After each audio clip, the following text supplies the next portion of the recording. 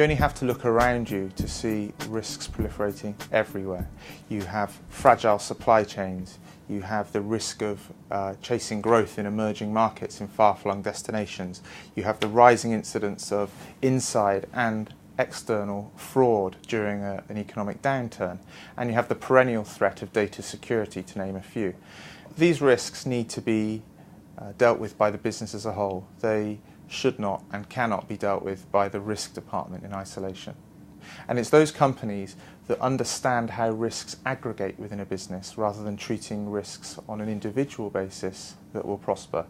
A good example of this would be one of the UK's largest high street retailers, whose chairman recently said that he didn't only task his risk teams with predicting future risk, but that he also tasked them with preempting and understanding what his competitors' response to those risks might be.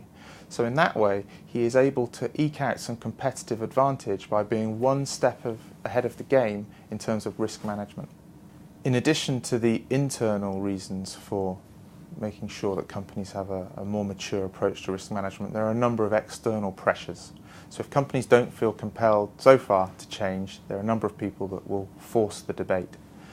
You have the Walker Review in the financial services industry, you have the Combined Code from the UK's Financial Reporting Council, but more interestingly for me, you have the credit rating agencies in 2009 saying that they are taking a much greater account of companies' enterprise risk management capabilities in their assessment of companies. And we believe that at some point during 2010, the ERM, the Enterprise Risk Management Assessment, will become a reason, a main contributory factor for a downgrade. And I think finally you have the institutional shareholder debate, who I think going forward over the medium to long term will be taking a far more active role in the operations of their investments than they may have done hitherto. So companies really need to show the market that they are taking risk seriously, and arguably that they're taking a much more proactive approach to managing the risk agenda than historically. At KPMG, we believe there are lots of things that business should be doing with this respect, but there are three things we think they should be doing with some urgency. The first thing is to really understand what the board's role is in the risk governance of a company.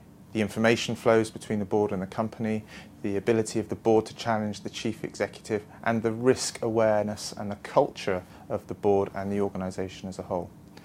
The second thing we think needs to be done with some urgency is that companies really need to understand, document their risk appetite. What are the lines that will not be crossed regardless of the prize that's on offer, and how do you communicate that to the front line of the business so that risk is mitigated where possible? And the third thing that needs to happen is that companies need a more formal risk management framework that really looks at not just predicting the future risks, but planning for the response to the emergence of those risks. What are those latent risks as opposed to patent risks? It's easy to manage what's in front of you. It's far harder to manage the likely consequences of things that you don't know are going to happen right now.